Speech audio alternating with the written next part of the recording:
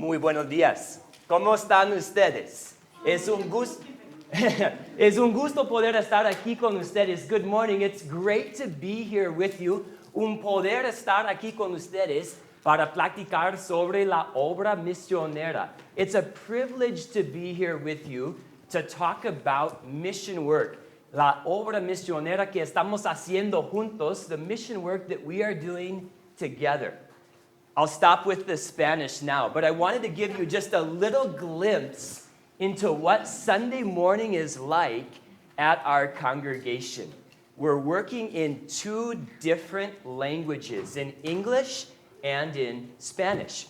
We had two separate groups who were doing worship services in English and in Spanish. We decided to bring them together, and so we have a bilingual worship service. We might sing the Kyrie in Spanish and then sing the Gloria in English. And the Creed might be in English and the Lord's Prayer might be in Spanish.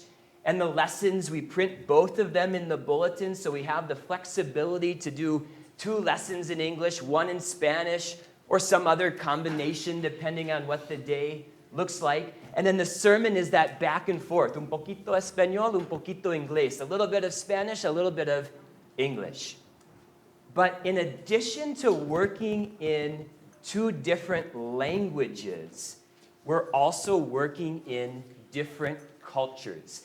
And that's what your pastor invited me to present on today, multicultural ministry, sometimes called cross-cultural ministry, sometimes called intercultural ministry. Those are three different terms, and they all kind of have their own connotation, but we'll look at all of those three terms as a whole. Doing work in a variety of different cultures.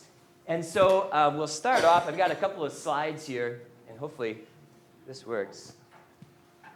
So language spoken other than English at home, 92%. I was supposed to actually put that slide up when I was speaking in Spanish to really make the point that English is not the main language that is used. And in Bell Gardens is about 42,000 people officially. We'll talk about this a little bit later, but the population is more about 60,000. Any ideas on why the discrepancy between what the Census Bureau says and what the actual population is?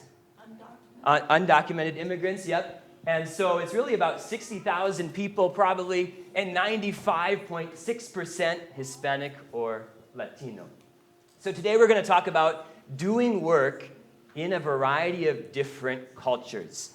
And we'll start off with a disclaimer, and it's a little hard to see. It says, I'm not an expert. There are experts out there in this field. There are people with PhDs in intercultural ministry and cross-cultural ministry. And there are tons of resources out there produced by the church, for the church, about working in different cultures. And there are even secular resources out there and people with PhDs in cross-cultural communication, and I'm nowhere close to being an expert. So I'll just share with you what I've learned, what we've learned, kind of through trial and error along the way. Another disclaimer, too. When I get excited about a topic, I talk fast. So you'll have to bear with me here. And I also know that I have way too many slides. I'm just so excited to share a lot of information with you. So we may go fast, but there's a lot of exciting information. So what are we going to try to do today? We're going to talk about different cultures out there, and really I'm going to try and advocate how cultural sensitivity, or just understanding why there are different cultures and what it means to be in a context where there are different cultures, how that can be important in ministry. How you might be able to avoid a little bit of offense or a little bit of awkwardness, or how you might be able to make some connections with people and form friendships. And then also talk about how doing ministry in a context where you have different cultures can be a little challenging, but can also present a lot of opportunities as well. So we'll get started, and if you have any questions, feel free to interrupt. You might want to take a break from hearing me rambling along, so that's just fine. But let's start by defining culture. We're going to talk today about multicultural outreach. what is culture? So we'll do something a little different. With people next to you in the pews, just take a minute and try to come up with your own definition of what is culture. And there's no wrong answer, so you can feel comfortable in discussing this. There's no wrong answer, at least with this question. So how do you define culture?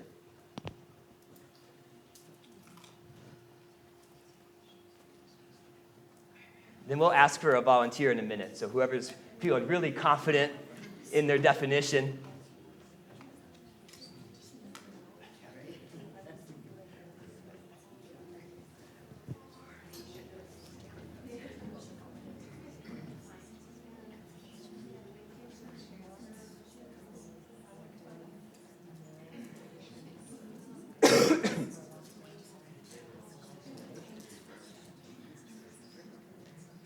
Anybody feeling brave and want to volunteer a definition of culture? And again, there's no wrong answer, so you don't have to be shy. Yes, Susan. Some of the facets of the culture are history, maybe, of the people who live there. They might have in common their language, perhaps,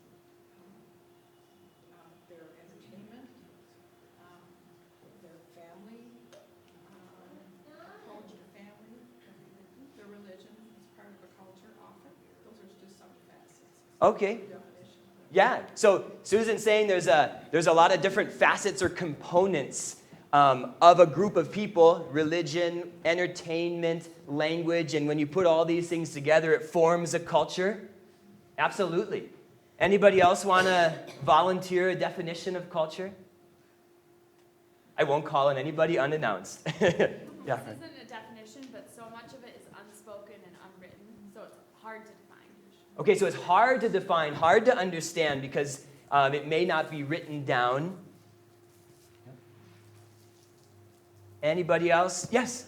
I think it's social practices on the surface, like dress, food, figures of speech, but then maybe on a deeper level, kind of a shared set of values.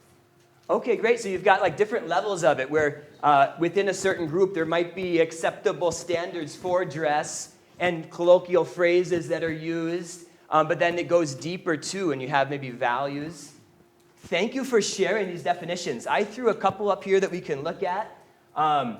This is the first one that comes up in Google from Webster's Dictionary: the social customs, arts, social institutions, and achievements of a particular nation, people, or social group. So it's kind of, what's important. Edward Taylor, he was an anthropologist in the 19th century, one of the first official anthropologists, the field of social science where you study groups of people. He said it's a complex whole which includes knowledge, belief, art, morals, so getting at the underlying principles there, law, custom, and any other capabilities and habits acquired by man as a member of society. This is a more modern definition from a more modern day anthropologist: a mental map which guides us in our relationships to our surroundings and other people. So it's like this mental roadmap of what is normal, what is socially acceptable behavior, kind of like this mental, internal, unspoken list of do's and don'ts. And then here's a really simple one: the way of life of a people. And so today we're going to talk about working in a setting where people have different cultures and a different mental roadmap of what is normal and what is cool and what is important. And so we'll go on to the next question. This one maybe is a little harder. Maybe with a bunch of pastors in the room, maybe there is a wrong answer to this question. So what is ministry? Anyone want to volunteer a definition of what is ministry? Well, I went to the Evangelical Lutheran Synod website and found a definition from our official statement of beliefs that says, "We confess that the Lord has instituted the office of the public ministry so that his means of grace may be publicly administered for the well-being of his church. And then to really try and, show off to the other pastors in the room, I opened the Book of Concord and looked in the back where it has all the topics and found the word ministry, and then found this: teaching the gospel and administering the sacraments. And then we have the Great Commission as well, baptizing people, bringing people into the kingdom, washing away their sin, having their sins washed away through baptism, and teaching the gospel message. And then we have also this encouragement from Paul to Timothy: preach the word. So we're going to talk about preaching the word, sharing the good news, administering the sacraments with people who have different mental roadmaps of what is socially acceptable. So I'll share a couple of pictures. This presentation is more going to be centered on multicultural outreach. It's not necessarily a history of what we've done in Bell Gardens and what we're doing now and what we plan to do. And it's not necessarily a presentation on outreach techniques. This is how we meet people. This is how we follow up with people. It's more just going to be talking about working in different cultures. But I realized I should show some pictures of the work that we're doing together as a synod. So here we have the word being shared. We have the word being taught in our catechism classes. We have the sacraments being administered, holy baptism. And then at times we share the word in a unique way. This is actually a photo from a quinceañera, which is like a special worship service for a young woman when she turns 15.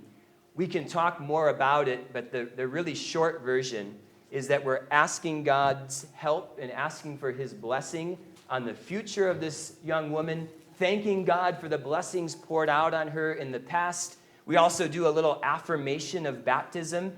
As you enter adulthood, remember, you've been baptized into Christ. You're a member of God's family. You're still and always will be God's child. But it's something that is unique in the Latino culture. So let's talk about where these things intersect. How culture and ministry, what happens when you put them together and when they intersect. And we'll look at first Galatians 3, verse 28. There is not Jew or Greek, slave or free, male or female, for you are all one and the same in Christ Jesus. And so we see that even as we look at different cultures or multiple cultures, there is something bigger, something that unites all of us, and that is our membership in God's kingdom, being a part of Jesus Christ, being one in him. But we also see that, as Paul says this, he recognizes, hey, there's different cultures out there, and there's different socioeconomic classes out there, and there's even differences in our world among males and females, but in Jesus Christ you are all one. So we'll keep that in mind too, that there's always something bigger here, and that we are all united through Christ. I also wanted to share with you Revelation 7, verse 9. After these things I looked, and there was a great multitude that no one could count, from every nation, tribe, people, and language, standing in front of the throne and of the Lamb, clothed with white robes and palm branches in their hands. And if we were to read on in Revelation, we'd see that they're giving praise to the Lamb, to Jesus, who's at the center of the throne, and they're worshiping God. When we're doing work in a multicultural setting, I really believe we're getting a little glimpse into heaven. We're getting a glimpse. This was a glimpse into heaven that John had. And so when we have a ministry being done in an area where there's different people of different backgrounds and different languages all worshiping Christ, we're getting a little glimpse, a little foretaste of heaven. Psalm 117, verse 1, praise the Lord, all nations, extol him, all peoples. So here the psalmist is even recognizing there's different types of people out there. There's different nations out there. May all of them praise the Lord. When preparing for the presentation, there's a book out there on Martin Luther and all of the things that he said somewhere in his writings about mission work. And Martin Luther leaned on this psalm, and he said, this shows us in a way that certain cultures should be preserved, and that they should continue and persist even as they're introduced to the gospel. And now they're one in Christ, they're worshiping God, but he was saying this idea of praise the Lord, all you nations, is that we're going to have different nations, different groups of people who still exist. And so this is going to help us transition a little bit into looking at the intersection of culture and ministry. Here's just a quote from that book.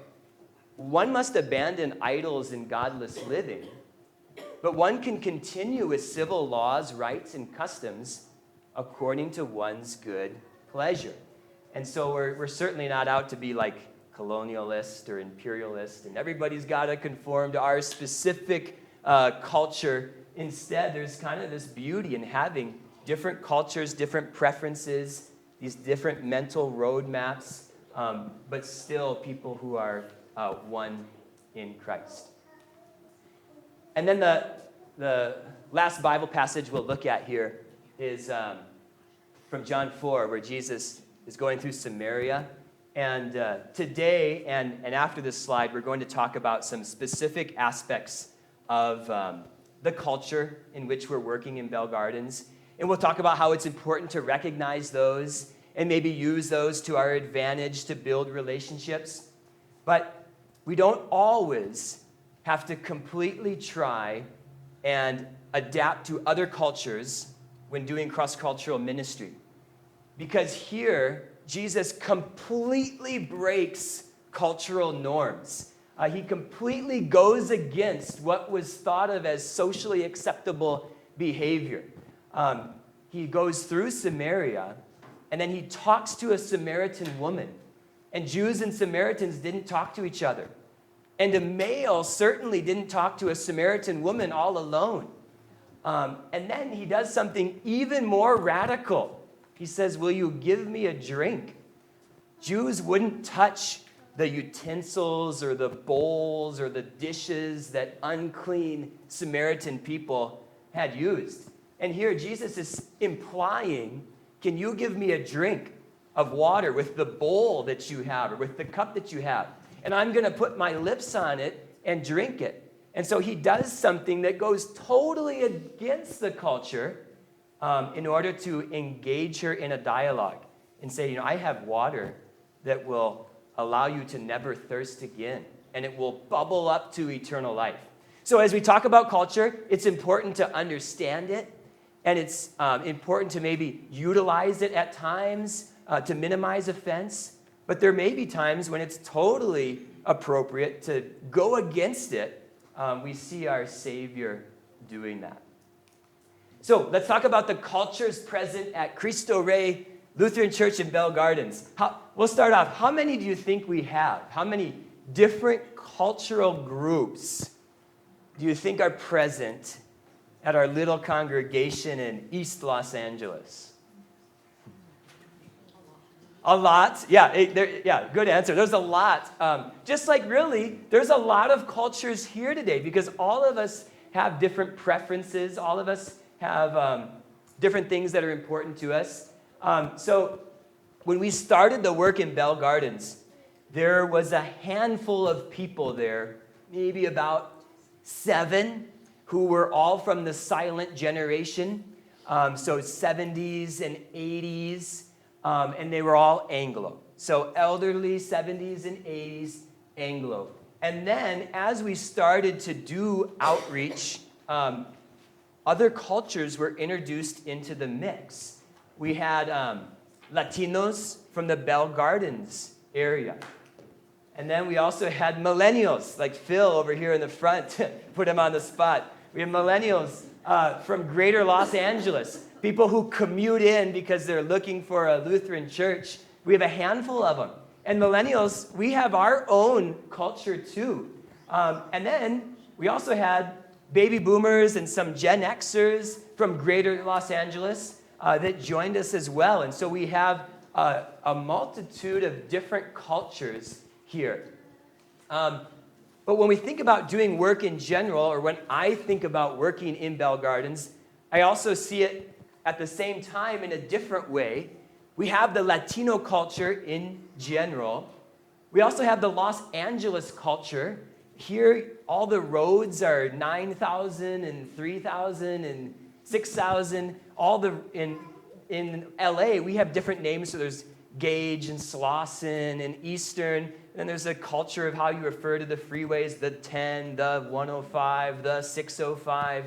But there's so many other aspects of LA culture too. Like LA culture is really a car culture. It's important to have your car clean and have the tires shined. It's just a unique cultural aspect of Los Angeles.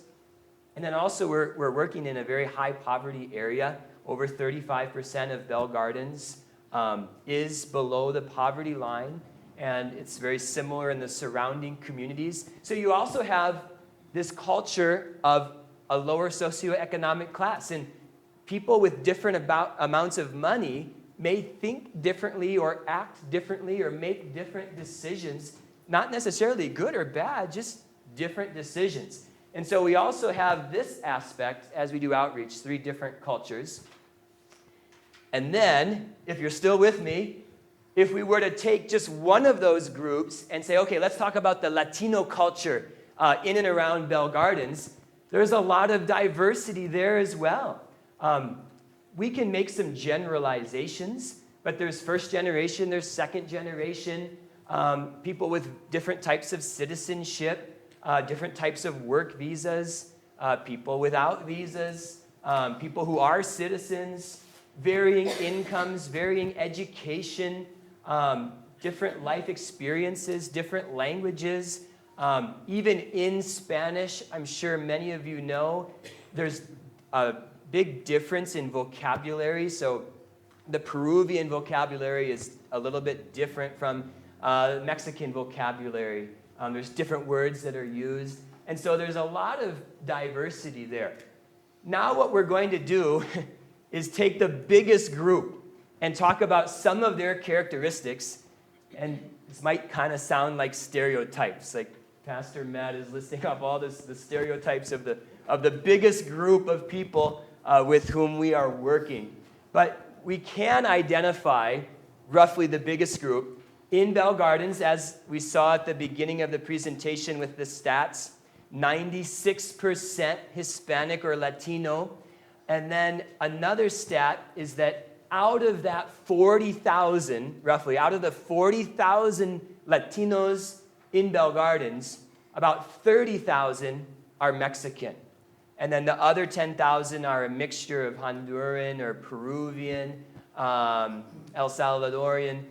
So really, if we're going to try and say, okay, what is the biggest target audience around us, it would be Latinos who are of Mexican descent and who primarily speak Spanish.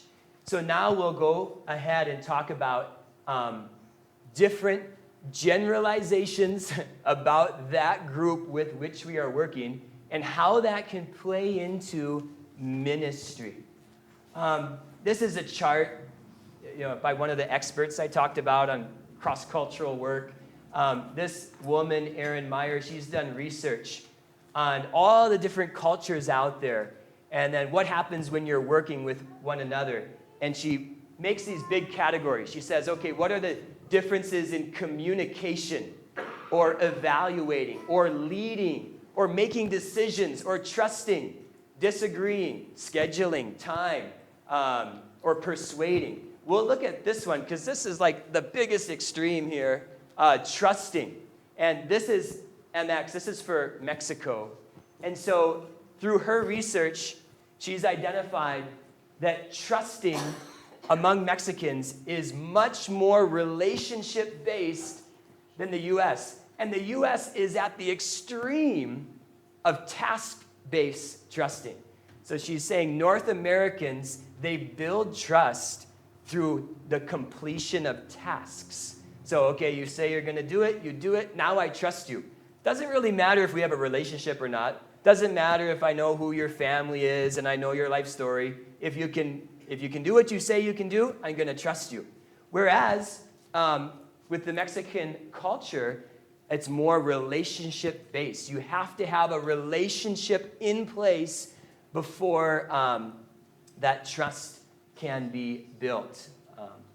So we'll talk about also, now we're just going to go through some broad categories. So symbols. Symbols, that's a topic among the study of different culture because symbols communicate a lot of different things. So in our church, just like yours, we have the flags.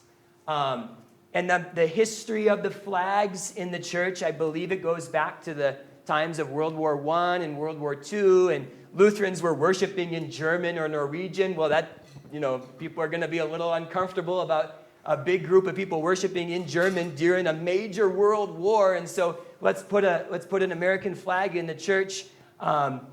In South America, the only churches that have their nation's flag in them are nationalistic churches. Churches that are they're like political entities, and where they're aligned with one political party, and the sermons all have a political content. So I've had people come to our church, and they've seen a cultural symbol, and they've said, is this a nationalistic church? Where am I?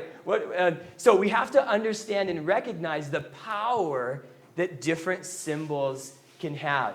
The alban stoles that we wear, that communicates something on a big level in our culture because our culture is very polarized, Roman Catholic or Pentecostal, and there's really nothing in between. And so if I were to not wear an alb or stole, people would assume he must be some sort of Pentecostal.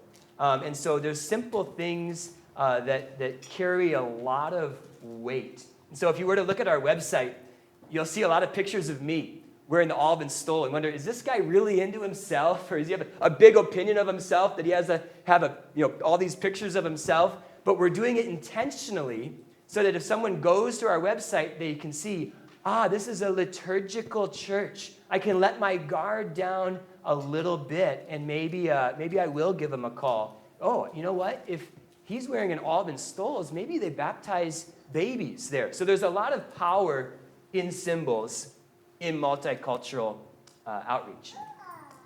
Community. Community is really important. That kind of ties into the building trust aspect. So we do things to try and show that we're very community-minded. This was a focus group that we hosted to talk about what our community needs and whatnot. And to be honest, we weren't really out on a path to solve all of our community's problems, but we were happy to facilitate a discussion to show that we are very invested in our community. We're open to opening up our space. We're community-minded. Communication style. There's just different ways to communicate. I'm trying to think of the best way to explain this. There's extremes, and in general, in the United States, communication is taken at face value. So when you say something as a North American, you mean it. And then the other extreme is having communication be layered, where you say something, but it's like in disguise, and you're really meaning something else.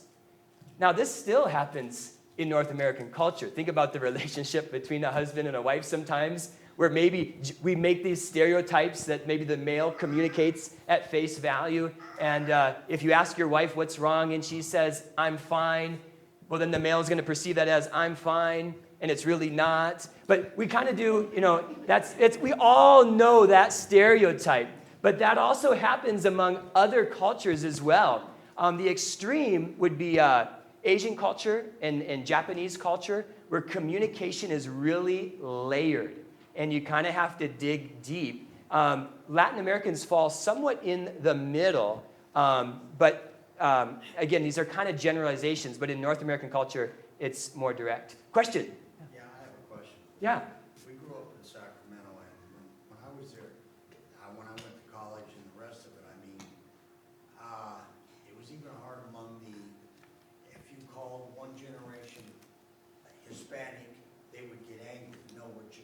Yeah. You can call another one, well, we're Mexican American.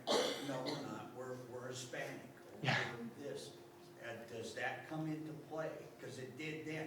They would get angry, and it was hard to tell what year, who you called what. Yeah. It really was. No, Jim, you're right. I've heard people say it's offensive to say Latino. And then I've heard Latinos refer to themselves as Hispanics. And so I think in general, we stick with the term Latino. And I've never really run into a situation where the term Latino causes offense. I have run into some situations where the term Hispanic causes offense. But yet I've heard Hispanics say, nosotros como la gente hispana, or yo como un hispano, or como los hispanos. So it's kind of mixed. I think the younger generation definitely prefers Latino. I noticed that the U.S. government, they always say Hispanic or Latino, Hispanic or Latino. So they put them both in there. But there are challenges like that too, and absolutely. So communication style, yeah, words carry weight as well. Even in the Spanish language, so Spanish is this aspect, like Susan said, it's one of the components of culture. There's just different ways to say things, and it almost ties into the way that you deal with guilt and with your mistakes. If you spill at lunch, if you spill coffee, what would you say? Well, I said I wouldn't call on anybody unannounced, but we'll call on Dale. Dale, let's say that you spill your coffee, and you have to go ask someone for a rag. And they say, why do you need a rag, Dale? What would you say?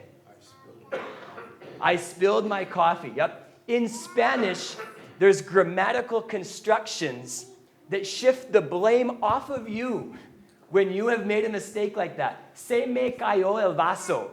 The glass, it fell on me, or it fell on me. So understanding the way that you communicate, and then as you think about ministry and guilt, there's a lot of implications for that when the language is constructed to defer guilt off of yourself. American English is taking that turn. Is it? Read the report of a motor vehicle accident in the paper. The account will say that for an unknown reason, the automobile veered off the road. Yeah. So Not the driver. not the driver. Yeah, great point. The automobile veered off the road. Yeah. Yep. So there's also so Latino culture is a little more indirect. Now there's differences among Peruvians and Colombians and Chileans, but as a whole, communication in Spanish among Latinos is a little less direct. So for example, after dinner, the mom might not say, can you wash the dishes? She'll say, hay que lavar los trastes? Is there anybody that can wash the dishes? Which we still might kind of say like, hey, is there anyone? But it's a very indirect, very passive. And and it's just, hopefully that makes sense. There's ways to say things really indirectly and really passively, but there is a message there, but it's not direct. So we might even do that in English too, if we're exaggerating. Like, well, is there anybody that knows how to drive if you're on the road or something? But hay que aprender cómo manejar el carro. Is there anyone that knows how to drive? Communication means. So just folks use different methods to communicate. I never use text message at all, or very rarely. It's all WhatsApp, if you've ever heard of WhatsApp. And there's a history behind that as well.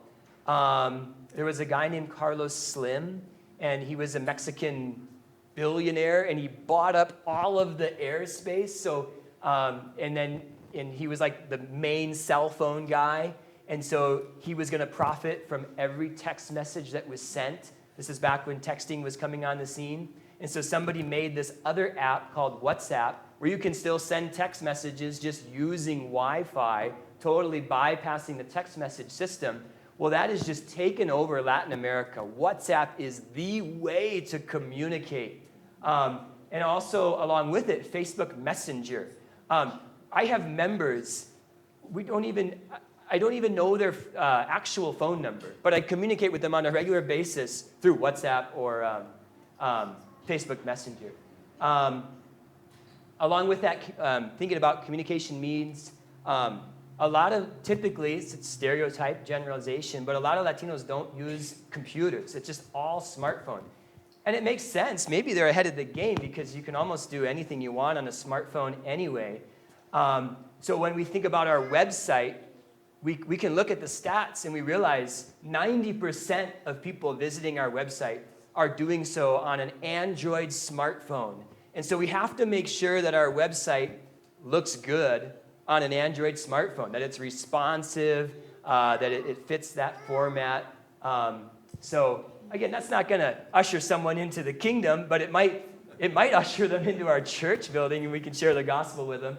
So understanding that as well. We had a couple of teenagers come over, high school students come over to our house one day, and they were shocked that we had a computer in our house. And this is the United States, Los Angeles. They wanted to just use it. I said, well, I don't have any games. That's okay. They just baffled that we had a computer in the house.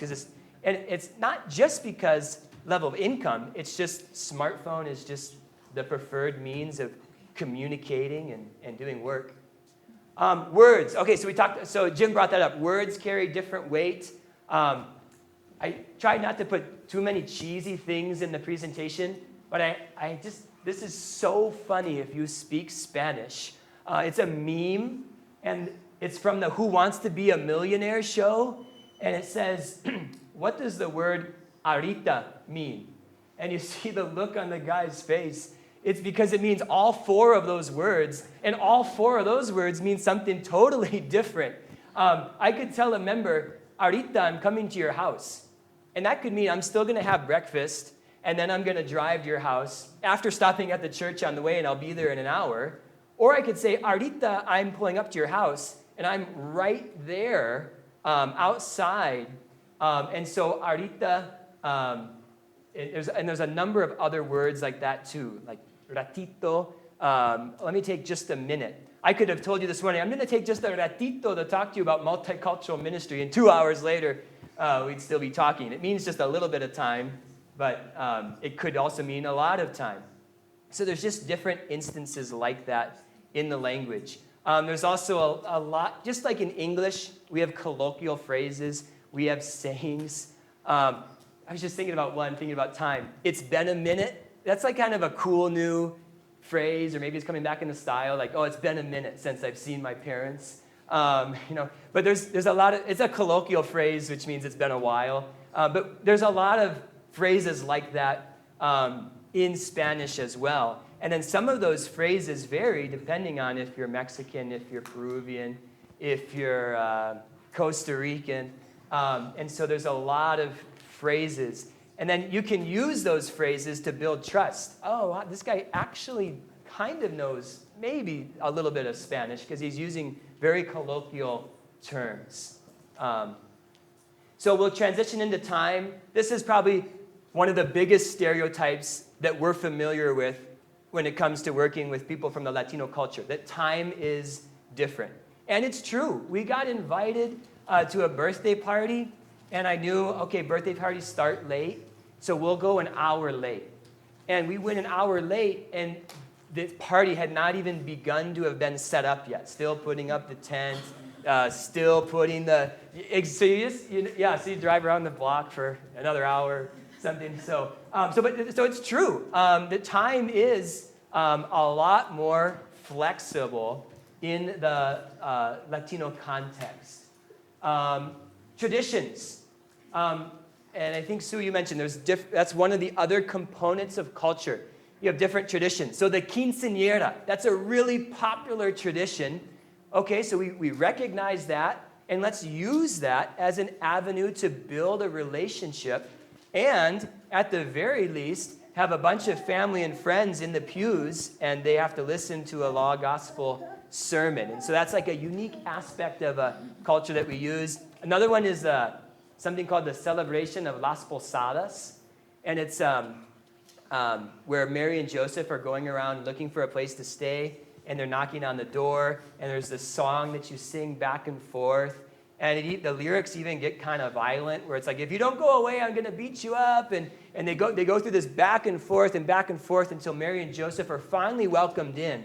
But it's a really cool cultural tradition, kind of like having a parade on the 4th of July or having a barbecue on the afternoon of 4th of July. It's something unique in your culture that you value and you like to do and you recognize it. And most of the people within your culture value it and recognize it. So we do a Las Posadas celebration. We have people dress up as Mary and Joseph, and we have a donkey. Well, it's really a pony, because all we can get our hands on. But they ride the pony around, and you sing the song. And here's a picture of our Las Posadas from this past year, and then we kind of turn it into a kids program as well. But all of us have different traditions that are important to us. Looking for a pickle on a Christmas tree. Anybody ever do that? Or has anyone heard of that before? Okay, at least okay, yeah. Like, what is that? And where is it from? And it's fun, and you like to do it, but it's definitely something cultural. And so there's just different things that are cool.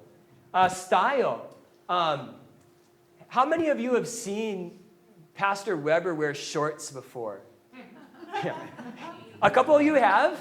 Okay, maybe not as many as I thought. I thought maybe he'd be like wearing shorts on Friday before going out to golf or something, but it would be culturally offensive for me to wear shorts in my ministry context, because professionals do not wear shorts. One of my Spanish teachers, when my wife and I were in Mexico, said, Matt, men don't wear shorts. Boys wear shorts. And that, maybe it was even that way in North American culture years ago. But it's just dress is important. The right shoes and the right clothing, it communicates something. So a lot of the leaders in our community, they are impeccably dressed, and it's something that is important to the culture. Family is really important as well. Are we doing okay for time? You have 13 minutes. Great, okay. So thanks for bearing with me. A lot of information and fast. And I've already forgot a bunch of stuff I wanted to tell you, but that's okay. But family is really, really important. And a lot of families live together. We were chatting last night. How do people afford to live in LA? It's crazy expensive. You have a lot of people under one roof. We have one member family who lives in a 900 square foot home, 2-bedroom, 1-bath, plus a garage. And there was the mom and dad, and then the twin sons, and then another son, and then the daughter and her husband and their 2 kids. So I lost track. It was either 9 or 10. 9. Yeah, 9 in a 900 square foot home with 1 bathroom. So, but a lot of people are okay with that because family is so important. I mean, I'll pick on my own family.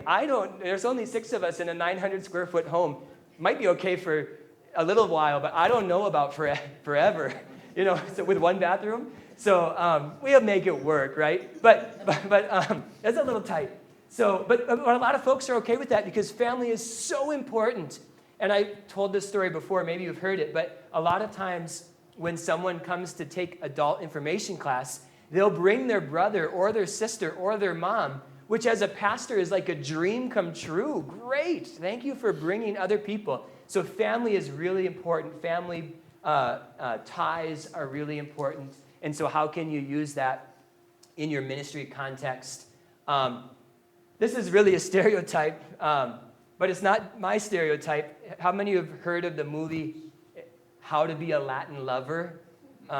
It's not a good movie, but it plays on that stereotype of this guy who's like a total Casanova, and he's got the accent and the style and the dress. And to a certain extent, the Latino culture is very passionate.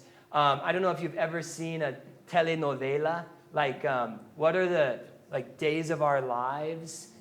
How many of you have at some point been flipping through and seen North American Days of Our Lives, or what are the other ones?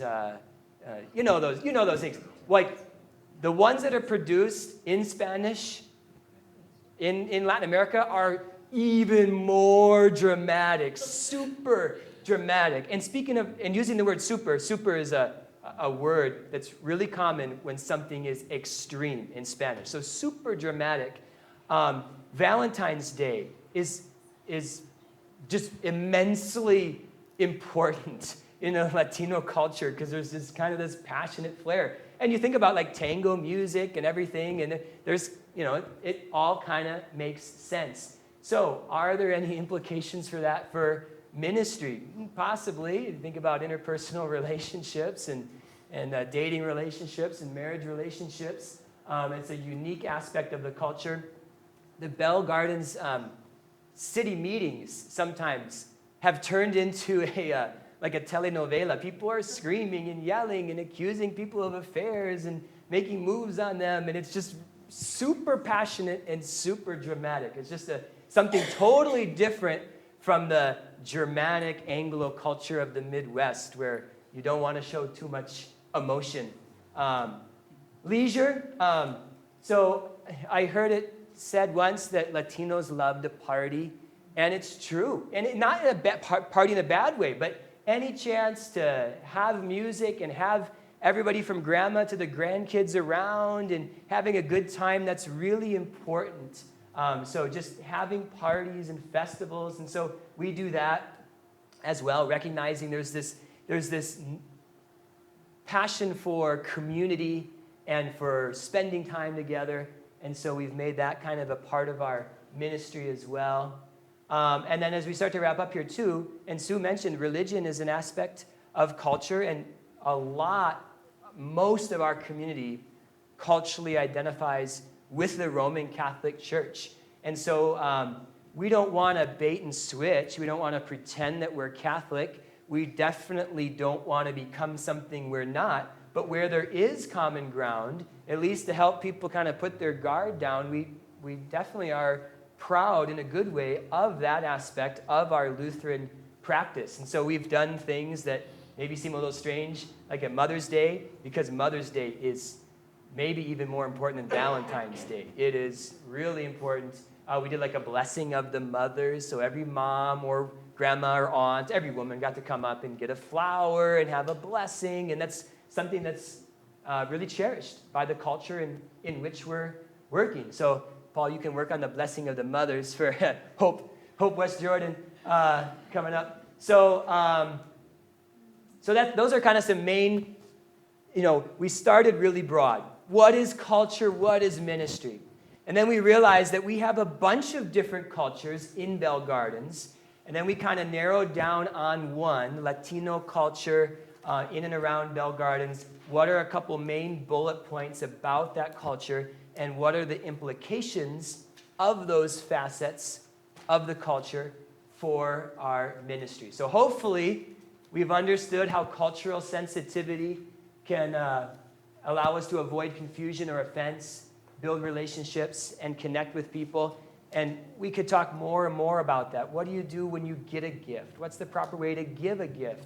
How do you act when you go to someone's house? What do you say before you step foot in someone's home? You ask for permission. And it's con permiso, can I come into your house? So there's all these different aspects of the culture it's important to understand. And then also understand how at times there might be challenges.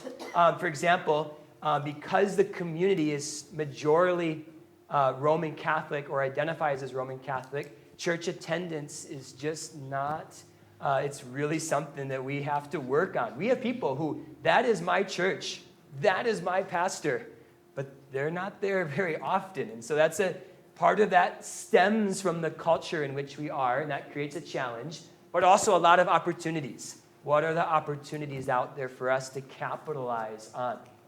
So applications, maybe just a little something to take away. What are the different cultures present in your congregation?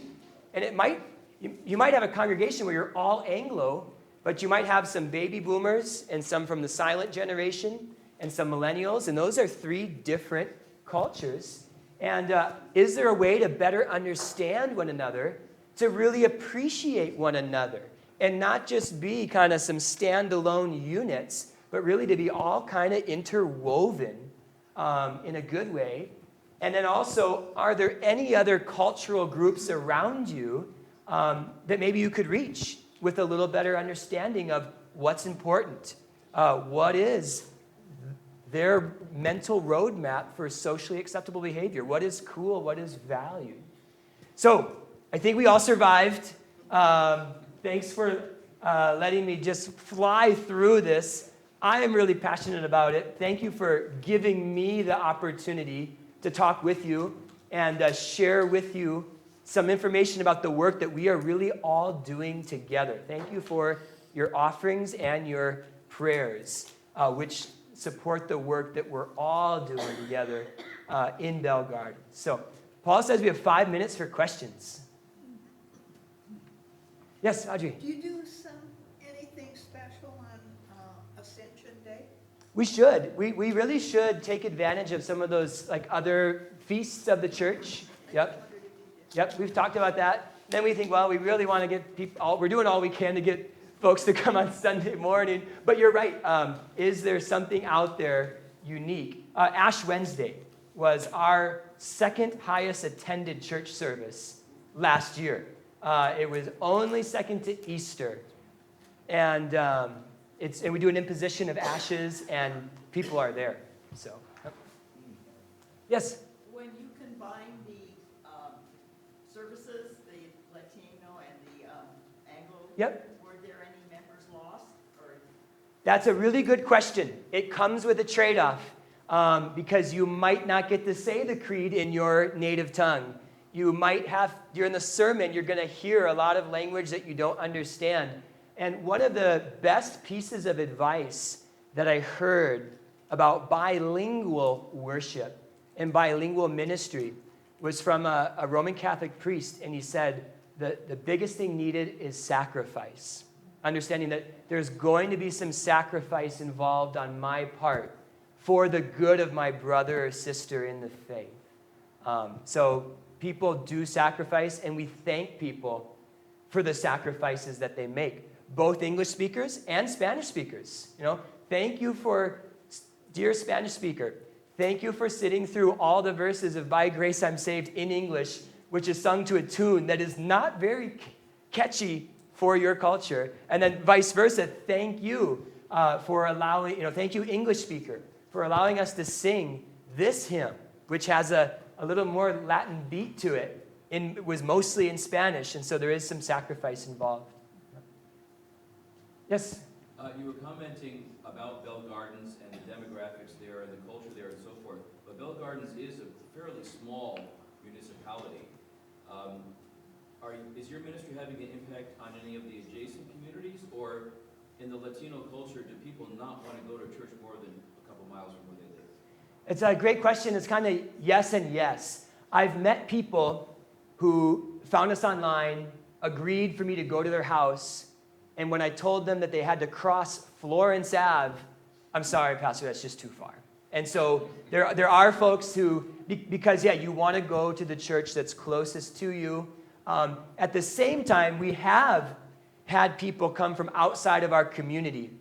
So Bell Gardens is 2.4 square miles, but we do have people from Southgate, East Los Angeles, South Los Angeles, an area called Florence Graham, and even Compton. Compton is not just African American. It's actually half African American and half Latino. But popular culture makes it look all African American. It's interesting. I serve on the board of directors of the Bell Gardens Chamber of Commerce, and the Compton Chamber of Commerce has two separate ones. They have a Latino Chamber of Commerce, and they have an African American Chamber of Commerce. But anyway, so we do have people coming from other communities. It's interesting that they always come from the West. So they come from Compton, from South LA, from Bell, from Southgate over to us, from the rougher parts, the really rough parts of LA over to us. But nobody really comes from farther out, the nicer areas, back into Bell Gardens, which just, we can understand why. Yes? I don't have a question, but I have a comment. Okay. Culture is very important for binding people together, creating boundaries, protections, obligations. Yep. And when that breaks down, the consequences can be very serious. In my own experience, I used to have to travel to the Navajo reservation on business. And because of the clash with white society, white culture, and government, a lot of those boundaries that once existed in Navajo society have broken down. The consequences are that today on the Navajo reservation, alcoholism is common, poverty is common, and spousal abuse is common. So the culture is very important to maintaining a decent life. Yeah, yep. Yeah, yep, great point. Any other questions at all? Let's thank Pastor Behmer for his presentation.